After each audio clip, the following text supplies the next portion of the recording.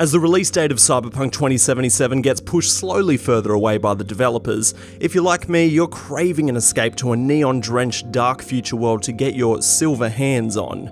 In addition to their game, the developer CD Projekt Red have also confirmed that there will be an anime released by Netflix based on their fictional world of Night City called Cyberpunk Edge Runners, but we have even longer to wait for that as it's coming in 2022. So, let's talk about a few movies and TV shows you can immerse yourself into now.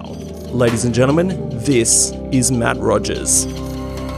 The cyberpunk aesthetic can be traced back to the 60s and 70s, with sci-fi authors being encouraged by their publishers to explore the ideas of high-tech worlds with low qualities of life. This led to some amazing inspiration that is still relevant today, in art, video games, and movies, including what is arguably the original cyberpunk movie, Blade Runner, and its many different cuts. There were multiple edits of this classic movie, including what they call the work print, the US theatrical cut, the international cut, the director's cut, and the final cut, just to name a few. The main difference being the amount of voiceover there is from Harrison Ford to hold the viewer's hand through the story rather than leave it ambiguous, which I'm not a big fan of, but Ridley Scott's final cut was well done. The success of Blade Runner obviously put a lot of pressure on the sequel 2049, but I loved that movie and the world that they constructed. It has a haunting synth soundtrack to accompany it, and even without the plot, I'd be happy to spend the nearly 3-hour runtime in the atmosphere that this movie creates.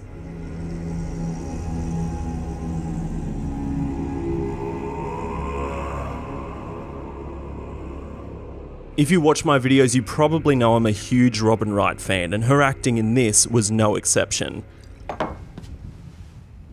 So what you saw didn't happen. Yes, madam. But I'm going to try and steer away from the more popular cyberpunk movies like The Matrix, Minority Report, RoboCop, and Ready Player One, as most of you probably would have seen these, but if you haven't, be sure to check them out too.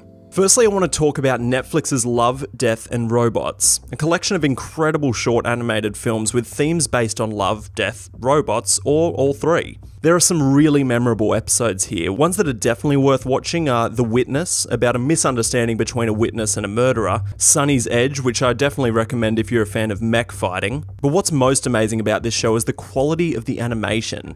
There's some ultra-real animation styles, as well as some stripped-back episodes, which are equally as beautiful. And the episodes range from just 5 minutes to 20 minutes, so it's really easy to watch in short bursts. However, if you're interested in delving a bit deeper into a particular story, go no further than Altered Carbon, also a Netflix original. Altered Carbon is based on Richard K. Morgan's noir novel of the same name, and is based 300 years in the future where death is no longer permanent, and human bodies are interchangeable and known as sleeves. A skilled soldier is brought back to life by a wealthy businessman named Bancroft, and Bancroft requests for the soldier to solve his murder. It's a mind-bending concept that's really well executed and acted by lead Joel Kinnaman, who I love, and the atmosphere and cinematography perfectly fits the cyberpunk aesthetic. Netflix have also released an animated spin-off of Altered Carbon named Re-Sleeved. I'm yet to check that one out, but I've heard good things.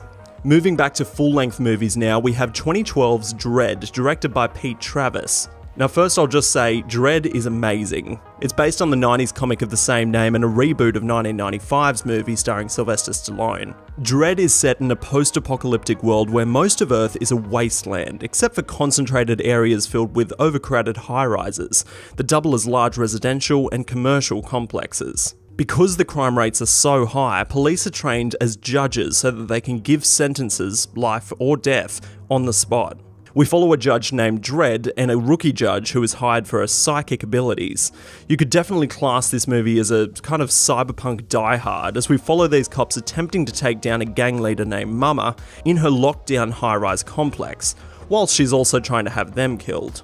This movie has stunning cinematography with one of the best cyberpunk city concepts I've seen in movies, from the desolate exteriors to the vibrant yet dark atmosphere of the high-rises.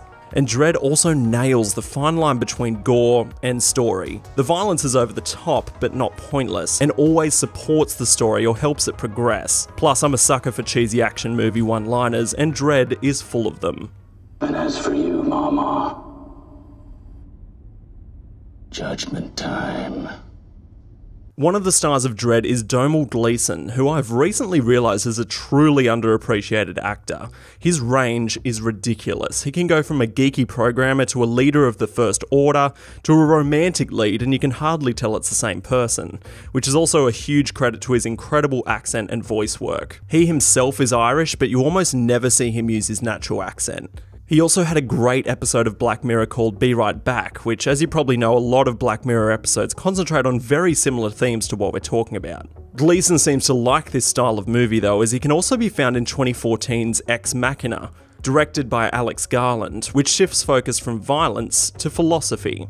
I love anything produced by A24, and Ex Machina is no exception. Now, I guess most people wouldn't necessarily class this as cyberpunk, but I like to think of it as a prequel to a cyberpunk reality. I'd explain my thinking on that further, but I think it'd ruin it for you if you haven't seen it.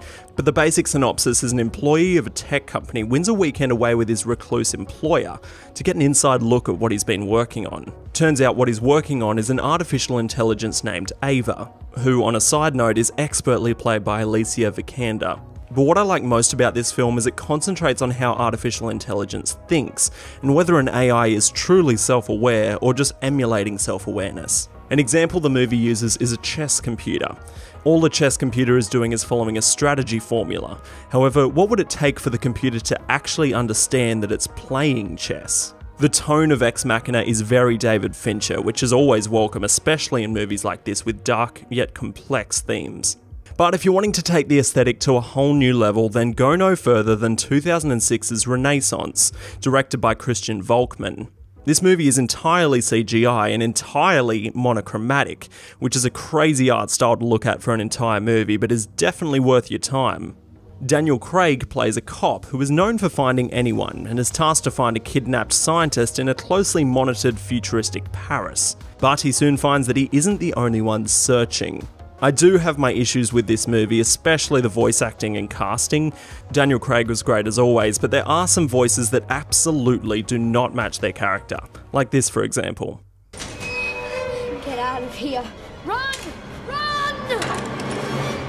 This can kind of distract you in some scenes, but if you're up for something different, give Renaissance a watch. On a side note, the art style of Renaissance reminded me of an anime that also came out in 2006, Ergo Proxy, which is also well worth a watch if you're a fan of the robots becoming self-aware and murdering everyone concept. And would also be a great recommendation if you can't wait for the Cyberpunk Edgerunners series. But with so much cyberpunk content to consume, what's your go-to for a technologically corrupt future? And if you've seen any of the shows or movies I've talked about, what do you think? I'd love to hear your opinions, and I'll be chatting with you guys in the comments. But for more genre recommendations, be sure to hit that like button, and if you're subscribed during this video, then welcome aboard. This is Matt Rogers, and that is all.